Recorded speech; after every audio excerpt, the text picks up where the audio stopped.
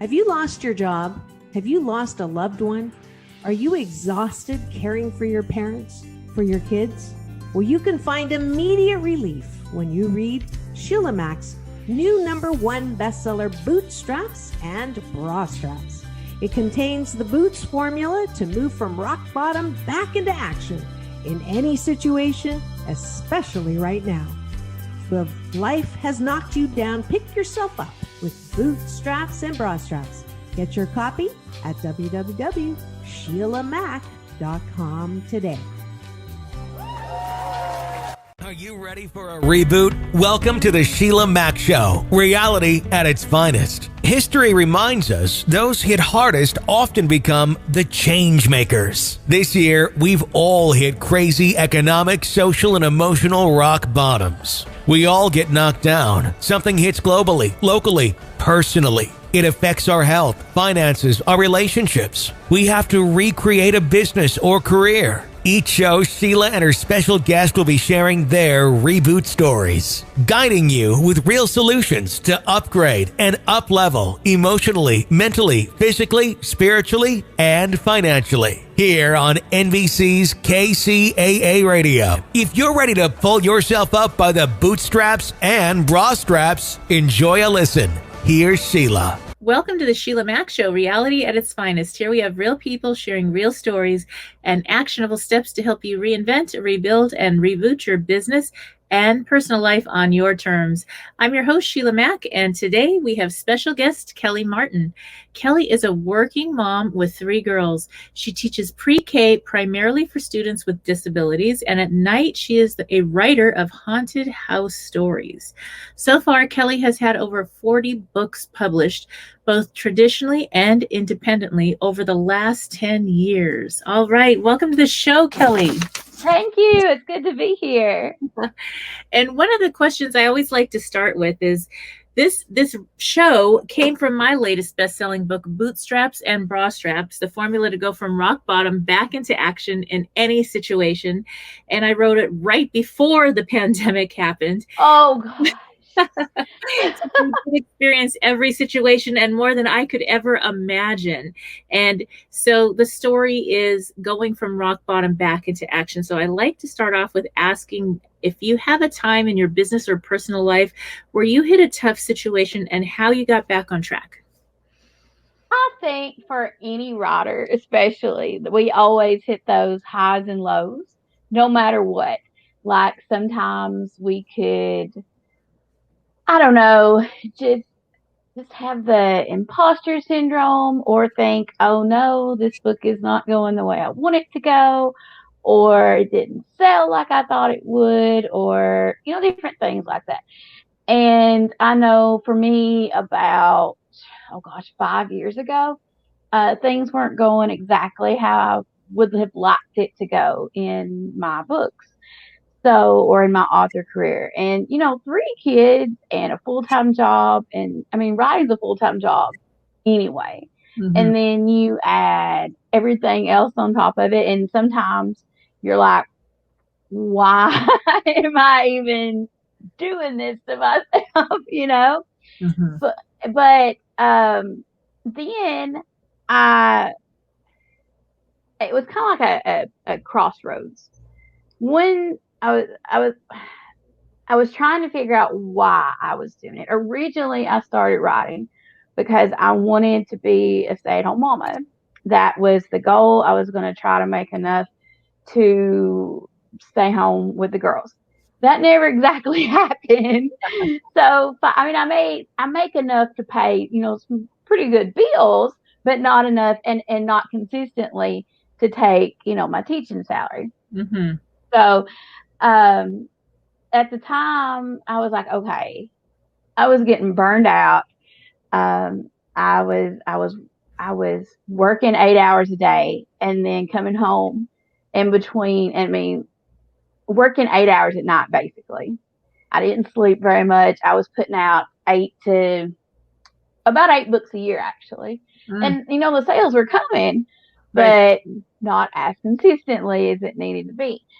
So I was like, okay, why am I even doing this? So I thought, the crossroads I was thinking about was, okay, I can look and find a genre that I might not like as much, Mm-hmm. but write it and maybe make enough for the income goal, because that was the original goal. Or I can write stuff that I want to write. Not that I wouldn't like that, but things that I'm more passionate about writing, things I love to read. And think of it more as a thing for me. And that took the money pressure off of it. That took the, I don't know, just all the pressure that you put on yourself. And way back when I started, I don't know when you started writing, but when I first started, they said to write in every genre you could get into, to spread out, as it were. So when I first started, my first book was a Christian fiction. My second book, my first two or three were Christian fiction. Then I wrote contemporary. Then I wrote Regency. Then I wrote paranormal, and then I wrote a YA mystery. To I don't know, throw everything out there, because that's not what they say now. Now they're like, stick with one thing, stick with your brand, and go with it. Huh. But at the time, I had all these books and all these different genres and no specific branding. And in 2016, I was burned out and I was like, I'm done. I'm never writing another word. And I have a friend, and I think that's one of the biggest and the best advice that I can give anybody, is have somebody in your field that understands. She knew what I was going through. And I was like, I can't do this anymore. It was been so easy. Well, I say it would be easy to quit. I said I was going to quit. I said I was never going to write another word. I was just going to, be a mama and a teacher, which is fine. I love both. And I was going to, go home. And she was like, and I was telling her about it. She was like, okay. So why did you start writing in the first place? And I was like, well, to make money and stay home. And she was like, okay, no, why did you pick writing? Because there's so many other things you can do, to stay home and make money, and probably make more money than being a writer. And I was like, well, I like telling stories. I love writing stories. I just like the process of writing. I think it's fun. Like now, when I get up in the morning, the very first thing I do is write for before I go to work, because I have found that it's my decompressor. I guess it's my way to chill out, which is weird. The thing that caused so much stress before, now it's my way to relax. But that's how it worked out, that I figured out it was my way to relax. Because she was like, okay, you obviously like to do this. You are good at it.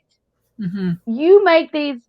You're the one that made these expectations. Nobody else made them for you. I'm an indie published author. Mm-hmm. I made it myself. I don't have I do have traditionally published books, but I don't have any of the big five, publishers being like, you need to do this, this, and this. It was all things I put on myself.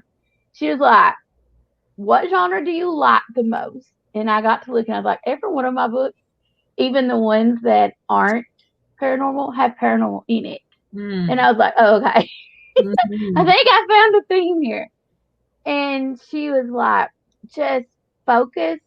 And she was like, now, why do you like to do it? And I was like, well, of course, as a teacher and a mama and a wife, I have people, depending on me quite a bit. But when I'm writing, it's like your brain can be free. Mm. And when I tried to not do it, like I tried for like a week. I know it sounds like just a week, but I tried for a week and I was miserable Wow. because I couldn't just get out of the world, I guess, for just a little bit. So she was like, okay, she helped me redefine my why. I thought my why originally, I guess, was Mm-hmm. to do that.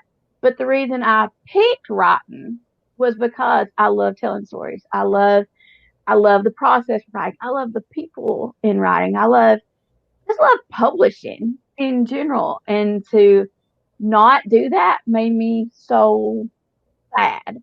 So I think that conversation with her, and I've told her that many times since then. I was like, you know what? I'm so glad that she didn't not let me quit. Mm. But she talked to me and she let me get my feelings out. It wasn't that I was upset with writing. It was that I was burned out with my own expectations that I had placed way too high. Oh, And once I redefined what I wanted, why I started it, I started writing paranormal books, just plain paranormal books, straight through. Didn't try to do the whole, you know how when you have writer courses or whatever, and they're like, you need to do this and you need to do that, and of course you do it because they told you to. And I stopped doing all that. I started trying to do what I felt was best for me and my books. And I started writing ghost stories, and I love haunted houses. Books are my favorite. Started doing that in 2016. Um, and last year I made more than I've ever made. And just, wow. yeah, and it was just, if I'd quit, I would have never had that. And Mm. not even just the money part. Now that I write middle grade, some of the kids at school, my books are in the library at school, which is the coolest thing. So I'll be walking down the hall and there's a kid with my book, Wow. just walking down the hall with it, and they'll like stop and they'll be like, Miss Kelly. I'm like, yeah. Oh, I love it. That's great. So it seems for those listening in that one of the things that really worked for you is just going back to your own truth, your own authentic self, and not listening to everybody else's opinion of how it should be. And that seems to be something that's helpful and healing for everyone. And you think about all those beautiful children you work with, they're in their truth. They haven't unlearned how to be free and how to express themselves and share their personality. If they want to sing, they sing. They might not be in tune, but they're so happy that it's still beautiful. And so it's that freedom of expression that is so important. And right now, more than anything during this 12 months, to be honest, to have open conversations with family, friends, your children at home, and talk about things in an honest way, in an authentic way, is really going to help settle the children, keep everybody in a happy, peaceful space. Because, our kids, like, you think about your classroom, they they will know if it's not the truth. If you are trying to make it nice and it's really not, and you're really concerned, they will feel it. They will know. They are like little lie detectors. They know everything. Yes. Yeah. Yes. And they like to tell you too. Yes, and they are the toughest critics. I remember I actually taught at a Waldorf school and a Montessori school, so I did both Oh. of teaching over the years, and I have 6 of my own children now grown. I fostered to adopted three from birth, and so this big family, and it was so interesting because those kids in the classroom, they would let me know if I was off or if something didn't feel right that they heard or whatever. They really did. And so they were my greatest teachers, really. I was teaching them, but they were teaching me different Oh yeah. Definitely. Definitely. Yeah, we had a lesson today on there was this book called The Boy Who Wanted to Be a Frog, and in the book the boy wanted to be the frog and the frog wanted to be the boy. So Mother Nature switched them, and then they found out, that the grass is not always greener, and be happy with who you are. And as a little exercise, we did talk about, that you need to, you're the best self you are. You don't try to be somebody else. But as a fun little thing, because they're 4 and 5, I was like, okay, if you could switch with any animal, what would you switch with? And of course, they were saying dogs and cats. And there was this one little person, and she said, I don't want to change. I like myself. And I was like, what? That's That's the perfect. best thing ever. That is so wonderful at a young age to feel Yes. that and know that. That is incredible. Now I'm wondering, what is it about the ghost stories? What attracted you to that? Did you live in a haunted house, or what brought you to that genre? What was that? I still live in a haunted house. I don't know actually. I don't know what the root cause of this was. I do know that it's kind of weird when you're like, most people say my job and my writing don't really seem to mesh, but I think it does. I think, especially like my middle grade books, the big point of it is dealing with fear.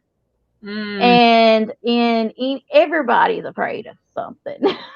I mean, and I always like, my favorite part of horror is is taking internal fears and making it external. Because you can't really, you're afraid. If you're afraid of spiders, you're afraid of spiders, but you probably can't describe why. You just are.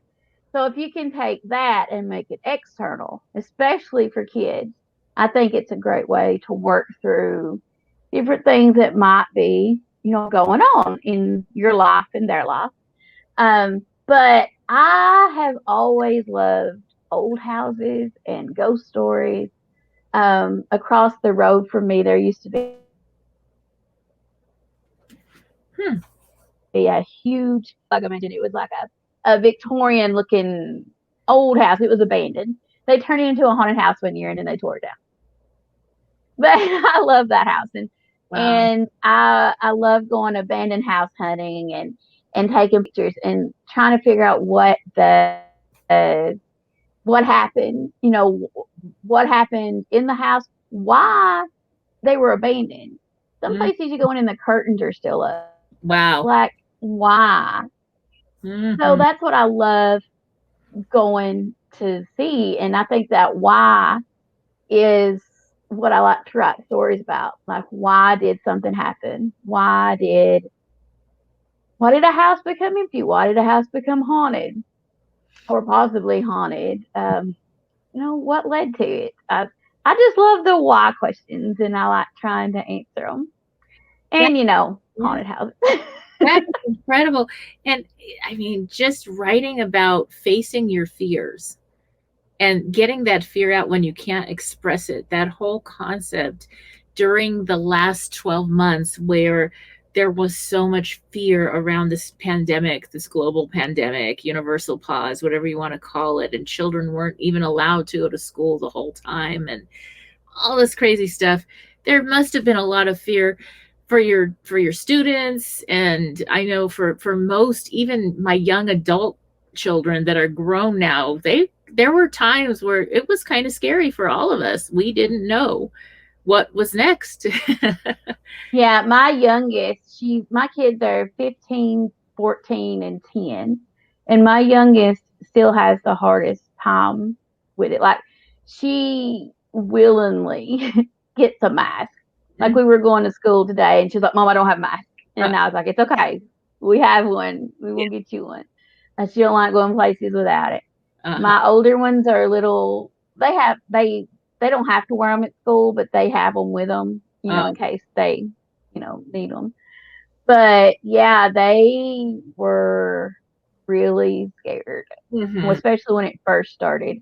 Um, and especially they're very, very close with their Nana, and Nana's 79. That's my mama. So they were afraid to get really close to her. Like, they've always been really, climbing Nana's lap, even my oldest.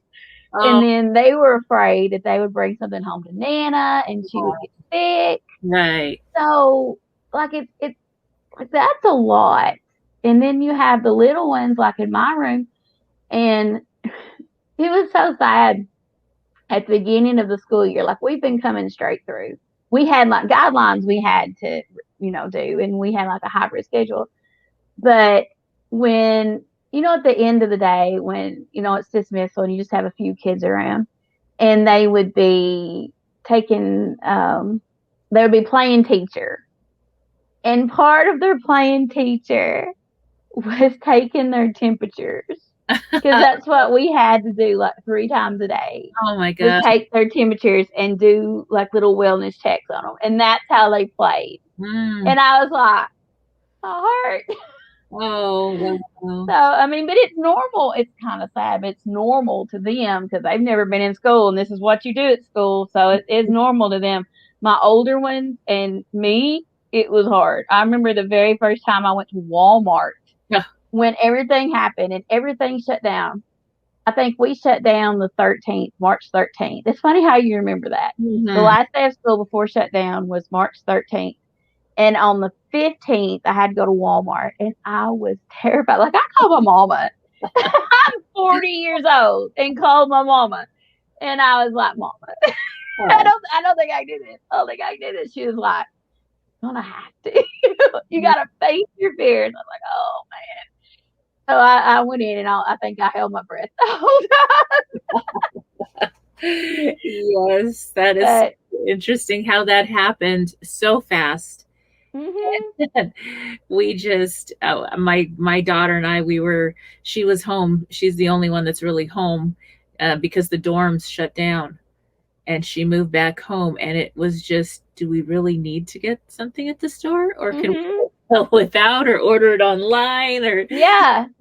Yeah, that's what we would do. And my girls I didn't take them to the store. Oh gosh, 3 or 4 months. Mhm. Like they didn't go in. And I think over Christmas break, the only place they had been was home and school. And they didn't go to school very often. You know, it was just a hybrid schedule. And one of the things they wanted to do, they wanted to go to Walmart or they wanted to go to a store. That's all they really wanted was just like they didn't need a big vacation. They just wanted to go to the store. Something normal. Yeah, something normal. Mhm. Wow. So now, did you ever in your life or in your past have an experience with the haunted houses or with ghosts or loved ones that stay with you or anything like that that Ah, kind of brought you a little bit more connection with that genre or oh yeah. Yeah, we've had a few instances. There was a few happened when I was, at home. But when we moved to this house after I got married, we lived here about 18 years, almost 18 years. Um, we didn't hear anything for a while. Like, it was pretty steady. Well, then one day um, my, we were getting ready for school and my oldest daughter's redheaded and my middle daughter, used to have really blonde curly hair. Mhm. And I told them to go get in the car so we could go to school. And I was finishing up getting ready in the bathroom. And my middle daughter came bouncing by and her little curls were bouncing. And I was like, Chloe, go get in the car. And she never went running by the bathroom door. And I was like, Chloe. And I went and looked, and she was in the car the whole time. So it was just, Wow. yeah. So my husband didn't exactly believe me. Bless him. He did. I mean, I don't blame him. Right. So I bet it was a year later. I didn't like nothing really happened. And I was like, okay, we just called it the ghost. People would see things, but it was just the ghost. And Brandon didn't really believe me. That's my husband. And we were in the kitchen and we have an open concept. Like it's the kitchen and the living room and then the hall. And then there's Mhm. steps that go up to the attic. I live in like over 100-year-old farmhouse. So Oh, there wow. you go. Little context there. Yeah. So, my Chloe had done something I can't remember what. She was in the living room, and my other two girls were in their bedroom, which is down the hall. And I was facing this way. My husband was facing this way, and he's very tall, so he could see over my head because I'm very short. And he said, "I told her to stay in the living room." I Mhm. said, "She's in the living room," and she poked her head out. She's like, "I'm right here." And he's like, "No, I saw her running down the hall." And so I was like, "You saw her. You saw the Yeah. ghost." Uh-huh. So he was like, "Nuh-uh, nuh-uh." So he went in the girls' room and they were like, "We're right here." And he was like, then he started talking to people. And then we bought this house for my cousin. And then we were like, hey, did anything weird happen? She's like, oh, yeah, I just didn't want to tell you because I was afraid you wouldn't buy the house. But yeah, my kids saw things all the time. My daughter named the ghost. And I was like, thanks. Appreciate that. So Yes. And there's nothing like terribly scary. I mean, I guess that would be scary, but she doesn't seem mean or anything. We see her, every once in a while. Every once in a while, the TV will get really loud, or the cats will be staring at the door or something. 'Cause, like now we just blame the cats for everything. If we hear a noise or we kind of see something like around, we're like, oh, it's the cat. Totally the cat. Mhm. We're just used to it now. And there is different energies. I think that, sometimes it's a loved one's left us and they're still kind of taking watch over, or you'll get a message or a dream or something will show up. I had a dream once, and I went out to dinner with my friends. We went to Cheesecake Factory, and I said I had this weird dream that my grandma, who passed away, came over to my house on the hill. I had this little cabin that I would do Airbnb. I would rent it out, and I was there, and we had a slumber party, and we had these great stories we told in the dream. And then all of a sudden she said, look out. And I looked out every window and there was fire. Well, I told them that at dinner, two of them as my witness. And do you know that next day we had the Woolsey fire, and that cabin was on Woolsey Canyon, and it was Oh, surrounded by fire. And that night I was going to go clean. And usually when I cleaned, sometimes I would just spend the night there. yeah. Well, just clean everything and then just stay so I wouldn't have to drive down the canyon at night. And I said, I'll just skip going there tonight because that was such a weird dream. And Oh, and I thought, oh, grandma loves me so is much. it right? She reached Oh my out and goodness. said, do not go there. And I just happened to tell them, and they're like, yeah, if grandma ever gives you a dream about me, you give me a call. so so sometimes I don't know how do I know, how did I know, or how did she know? And that there was never a fire there before. Now we've had a lot of fires in California, but Yeah. that was really a surprise. And so sometimes it's a good thing, and other times that canyon home, there was another canyon home. I had a couple of little ones, and that you would go there and things would fall in the middle of the night, like big things would just fall off. Mm-hmm. And it was I didn't like staying there that much. No, And I I don't doubt it. found out later that there was a lot of energy. There was a lot Yeah. of stuff. And I found out later that there was Native American burial grounds that they built over and didn't disclose to the people. And it was like, oh, well, maybe there's something with it.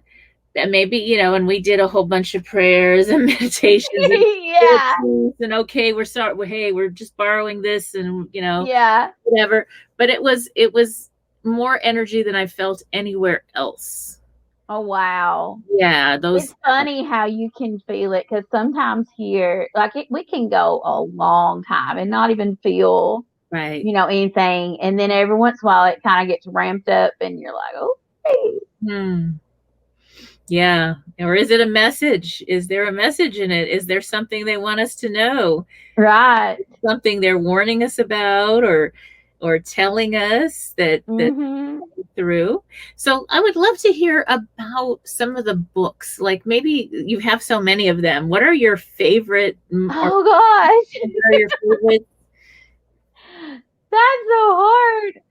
I think they all have a special place for, different reasons. My very first book was Crossing the Deep, and I think that will always be my, very special place, because one, to see if I could do it, and two, it was a challenge, and I got a publisher with it, and it was just a big thing to go through the first time. Um, Dark and Deadly Things was the book series that I wrote in 2016. That was after the big epiphany moment. So that will always have a really big place. I like that one. Uh-huh. The very first line of that book is let's see, how does it go? It's a strange feeling in life to watch your ghost hunter dad live on TV while eating popcorn next to your dead mother. Mm. She's a ghost, so it's okay. But I love that series. It's a 5-book series. It has a lot of grief and working through things and trying to get through revenge and maybe not getting revenge. So I Mm. really like that one. Um, oh my gosh, what Rachel did is my very first middle grade book. So that was a big moment when I saw it in the library at school. That was huge. When I see kids walking down the hall with it, like that's amazing. Especially when they see me and they're like, "Oh, that's me." That was cool. That that was great. Yeah, Mm. but they all have a big place. Heartless, the Heartless series, I never intended for that to be a series. I never expected it to be a romance. I never wanted it to be a romance. I was actually really proud in the first book that it was not a romance. And Huh. it turned into a 4-book romance. Oh, wow. Yeah, so you just never know what's gonna happen. The readers fell in love with this one guy that I didn't think that they would fall in love with, and they did, and then I did, and things happen. Mm. So a romance happened, a It four did. series romance, and this was for the middle grades. Or No, that Heartless was a young adult. Well, she was 18, 19.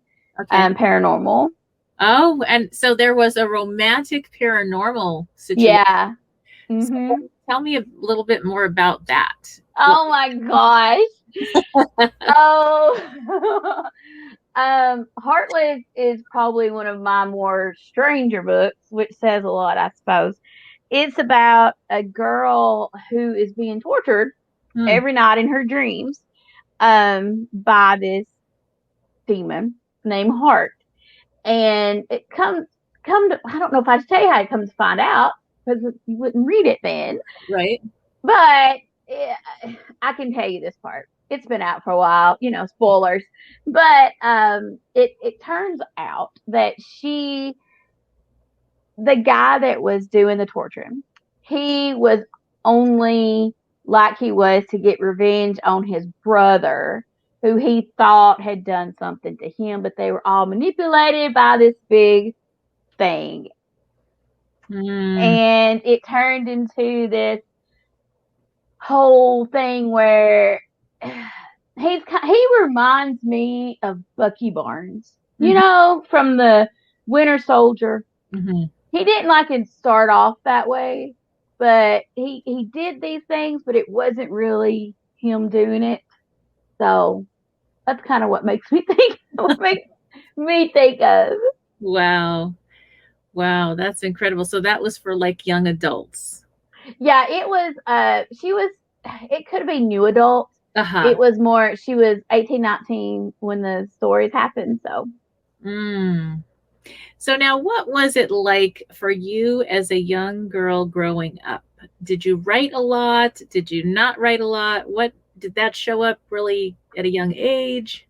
when I was in 6th grade, my absolute favorite assignment was when my 6th grade teacher, Miss Radke, shout out Miss Radke, she, on our spelling words, we had 20 spelling words, and we had to pick 10 of those words and write a story. Mm. And it was my absolute favorite thing to do ever.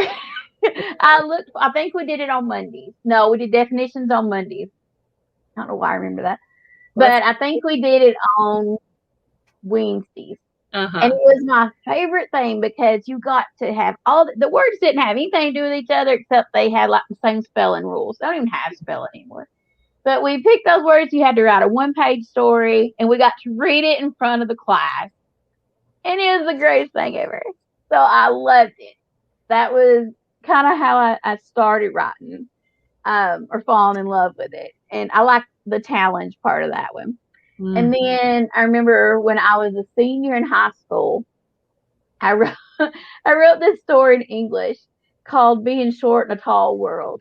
I love that. And my English teacher showed it to my principal because she loved it so much. And she said that I could be a writer. And Mm. I was like, that would be. Very cool.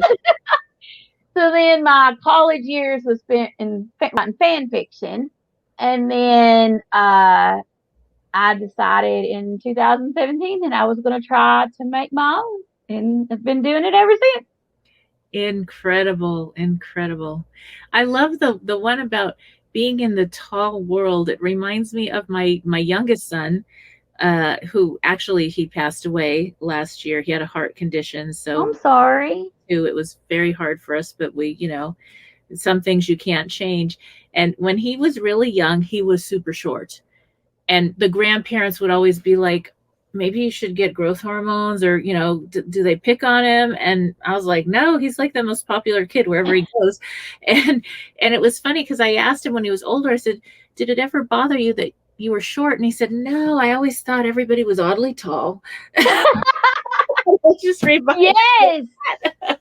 I get that. I Uh-huh. get that. It's not your fault. It's Yeah. everybody else's. Hey, okay. And I loved them anyway, even if they were tall. It's okay. Not a problem. Oh, that's so sweet. Yeah, so that's something that when you think about things like that, that's so important to point out to kids. And when they have those revelations on their own, that was so cool. It's like that he had that self-esteem where he was okay. He was like that young girl you mentioned. Yeah. "Oh, I'm okay with who I am. Yeah. I'm gonna be something else. I'm good with who I am." Yeah. Yeah. That would be so nice to be like. Yes, yes, it's important. And that's something that how do we combat that? There's so many things that go on in school, at home, with bullying, with the kids end up picking on each other, this and that. How do you work with that as a teacher? Oh gosh. The good thing is mine are so young Hmm. that I They're not I've there. never had anybody pick on anybody Oh, purposely. nice. Like they've never been just intentionally mean. Nice. Now they've done things that the other people come across as mean. So we start with the whole we ask them, why you possibly said that. Hmm. If they said something like, I don't know, nobody's ever said this before. The example will be like, well, I said he stunk because, he Yeah. smells, that's not something, but as an example. And we're like, okay, would you want somebody to say that to you? No. How would you feel if somebody said that to you? Bad. Hmm. Would you want to be friends with somebody? Do you want this person to be your friend? We don't say bad things to people Right. that we want to be our friends Hmm. or that we don't want to be our friends. But if it's going to hurt your feelings, don't say it to somebody else. The problem with 4-year-olds and 5-year-olds sometimes is they're very honest and very truthful, and sometimes they don't mean what they say to be bad. Hmm. It just comes out that way. Right. Sometimes I get, Miss Kelly, you're so fluffy. Oh. Thank you. I appreciate that. Oh, in a good way. In a good Yeah. way. Yes. we try to, I really, really, through my whole, I've been in pre-K for 13 years. I really want my kids to leave with somebody. I know they probably won't remember it, but maybe subconsciously in their brain, they remember that somebody told them they were really smart, that they can do whatever they want to do, that to have, good self esteem, and to be like, okay, Miss Kelly told me I could do this. And that's what then I can do it. Mm, That might be a little, I don't know, but that's my goal. I want them to leave with a big, with to know that they're important. Nice. And I do that for, all my school babies. Like, I get kind of mama bear. Like, they're my kids. That's so important, and especially at that little precious age, it is so important. Now, what advice do you give for listeners as far as how do you balance life? You've got your home life, and then somehow you write 40 books or so more, I don't know, and then you have incredible children, and you're married. So how do you manage to structure or not structure all that? How does that all fit in? Well, when I first started before the burnout happened, there's like pre 2016 and post 2016. Um, I used to write any chance I got, any second I was home. If the girls didn't need anything, I was writing. I had a notebook with me. If I was doing the dishes, and I would write, something down as quick as I could. Anything, to get anything down. And I'm really lucky that I can write sort of fast. I can do 2,000 words in 20 minutes, somewhere in there. So if I'm on a roll, I can get done. I just gotta have 20 minutes, which Yeah. is not easy. It's Mhm. not easy at all. So what I've started doing is I was having a harder time finding time to write lately. Between you, I always thought you have older kids, so I'm sure you will laugh at me. But I always thought when they got older, it would be easier to find time. No, which I appreciate because I know they're going to be gone soon. So anytime they want to come in, Yeah. I guess used to I would be like, Mama's busy. If they needed something. I mean, if it wasn't life or death or whatever, I would, get up and get it. But I'd be like, no, Mama's busy. Mama's got to write so many words. Mama's got to, do this.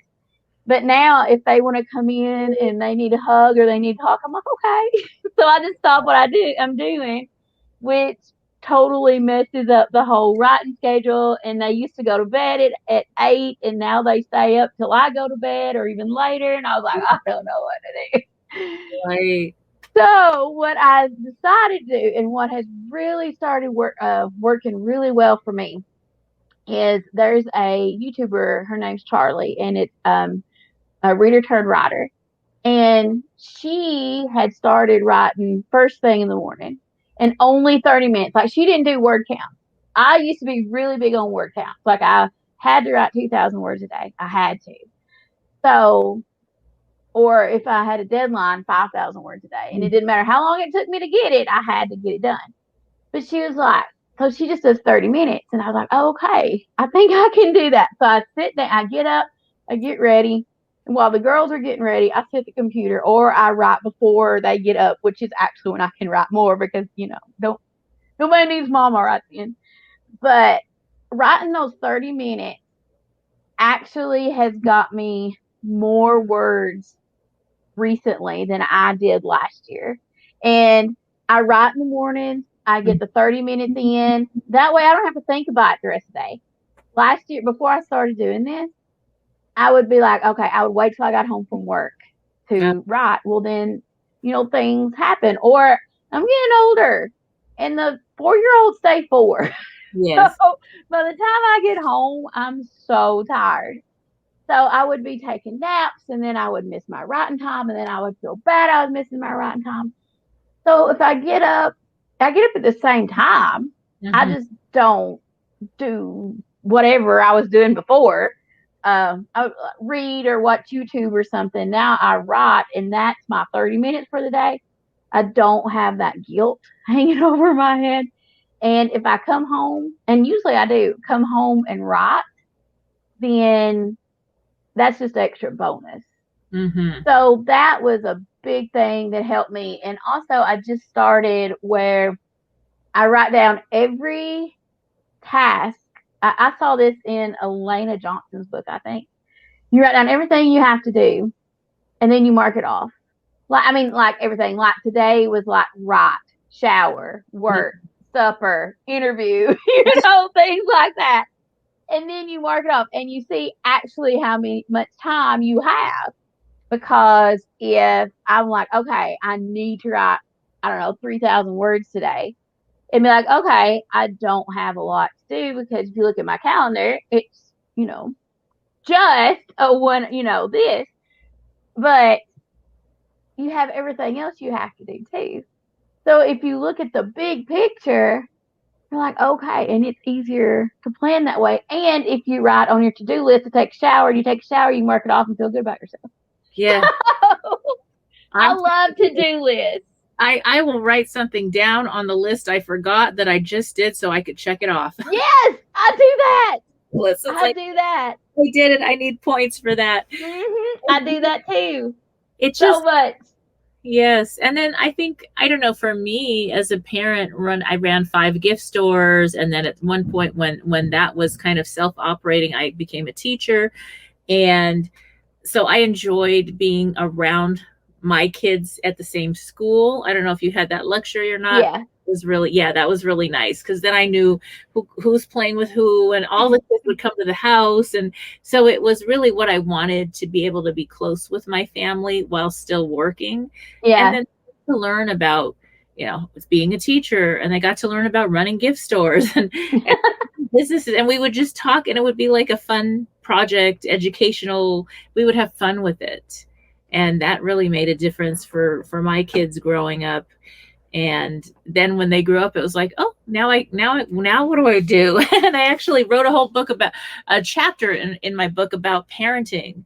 And then how at some point, if you do your job right, you lose the job of parenting the way it was. And there's this whole new relationship that happens. Yeah. And so these are precious moments that you get to spend with your kids. Now, do you have little writers in your family? My middle daughter, actually, she just signed up for high school Tuesday, and she's taking a creative writing class, and I didn't know she was going to do it, and I took her to sign up, and she was like, I think I'm going to take creative writing. She told the lady, and I was sitting there like, I had my mask on, but I was trying not to show too much. And we were walking around the halls. I was like, I can't believe you took creative writing. She's like, well, it sounded interesting. I was so excited. Yes. I don't know how your kids were, but my kids, they knew, you're just mama. So they knew I was a teacher, and they knew I was a writer, and they saw books with my name on it, and they saw them in bookstores and whatever. And that wasn't as exciting. But when Fake Nora was in a puzzle, when it came to my house as a puzzle, like, my girls were so excited. They're like, Mama's got merch. I was like, well, that's what made them excited. Yes, isn't that great? And it's just part of when we share our talents and our essence and truth with our children, they're free to share theirs. And that really helps when they're growing up to do whatever they do. I always supported my children in whatever they loved. Yeah. It may not have been what I wanted, but that's okay, because I have my life. They get to live theirs, and they all ended up growing up doing what they loved, living their passion and their truth. And my daughter studying psychology, she would bring the kids home, or she would tell me, Mom, this girl is cutting. We need an intervention. Oh, happened. And she would bring these kids, oh, this is terrible, what's going on in the house, there's all this beating up, and we need to help. She didn't bring she brought children, and this is her passion. Yeah. And now she works at a foster home for young pregnant moms and their babies they're in placement, they're in foster care at and so that's what she does. And she probably looks 15. She's 25. She looks really young. She doesn't do a lot of makeup and all that. And she's been there like 3.5 years, still going to school for her, you have to get like a PhD to get your licensing. Yeah. And she loves it. That's just her thing. Wow. Yeah. So it's and it was good because you got to encourage her for that when she was younger. Yes. And we would do the interventions, and I don't know how many little young adults' lives she saved just with that. Oh, goodness. Yeah, yeah. That is really good. So for those listening in, I'd love for you to share, where can people reach you? How can they read the books or get the books for their families? All of my books are on my website at kellymartinbooks.com. All of my books are on Amazon. Some of them from the publishers. I'm a hybrid author, so some are Indian, some are traditional. The traditional are, most of them are wide. So they'll be on Barnes and Noble or Kobo or Google Play or the Apple Store, right? Yes. Mhm. But they're all on Amazon. And I do have some paperbacks on Amazon too, and some hardcovers. All But right. definitely, if you're interested, it would be kellymartinbooks.com. Everything is there. Perfect. That's wonderful. Well, thank you for being a guest on the show. I look forward to reading and sharing all your books with my kids and grandkids now. Oh, Yes. All right. Thank you. Thank you, Kelly. thank you so much. And for those tuning in, we'll be back after these messages. If you are just tuning in, this is NBC's Sheila Mack Show here on KCAA Radio, the station that leaves no listener behind.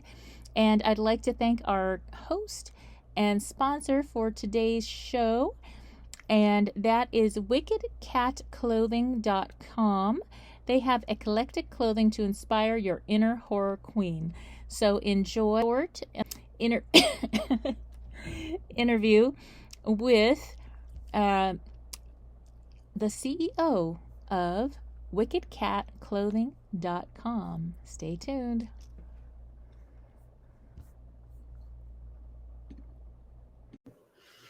We are back on the Sheila Mack Show, and I have a special guest.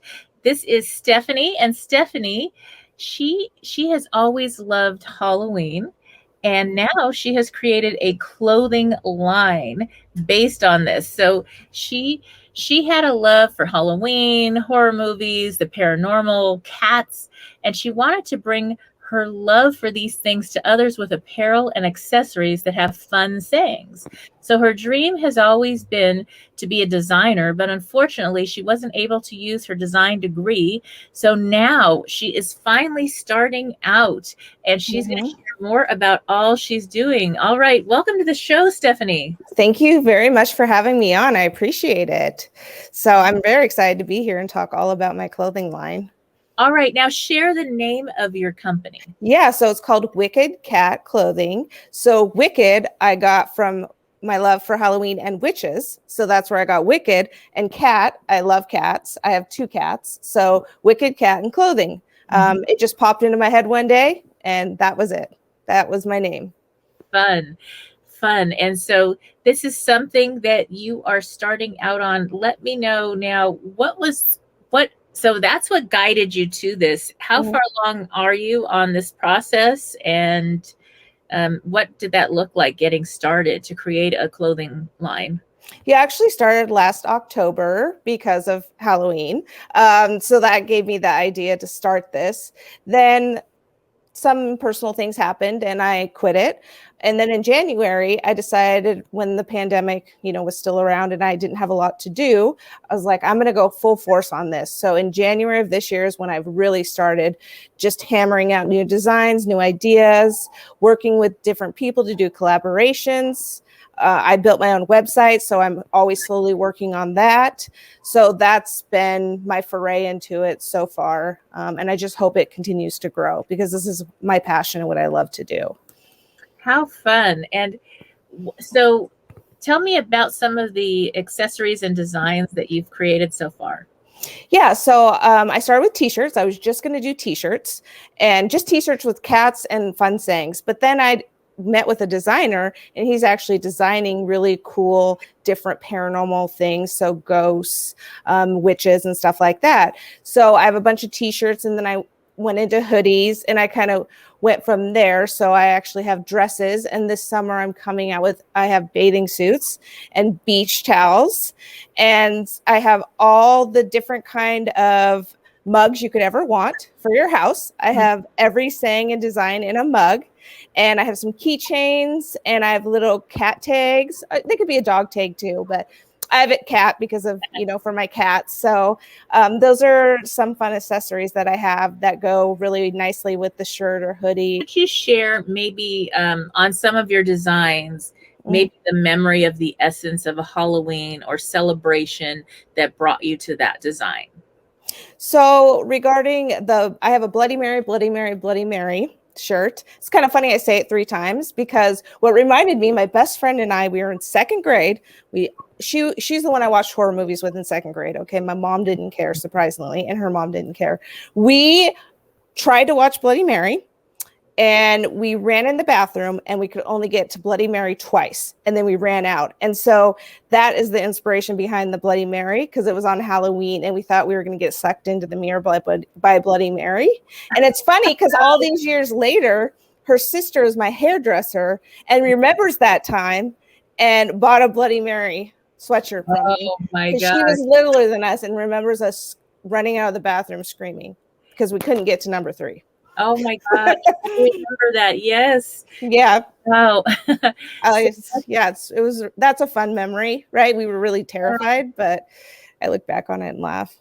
Wow. I love that. And how about another one? So regarding just my wicked cat, actually, my first cat, he lived for 22 years and he was an orange tabby. Mm-hmm. And so I found the design I thought really meant for him because he is still with me. Yeah. So it fades from white to yellow to orange. And he was all of those kind of together. And he was always with me. And I have this really cute picture. I have him in a tub when I'm little and I have my witch costume on and I'm holding it like he's in a little tub and I have my costume on and there's a picture of me and him. It's one of my favorite pictures. So I designed it really in memory of him, even though I have 2 cats. Now I love them, but he was with me for so many years. Wow. That sounds so fun. And now the most current thing you're doing is a ghost hunt. Yes, I'm doing a live ghost hunt. If anyone has heard of Waverly Hills Sanatorium, it's supposedly the most haunted sanatorium in the United States. So the team is going to be spending the night there. I am going live with them for an hour to moderate.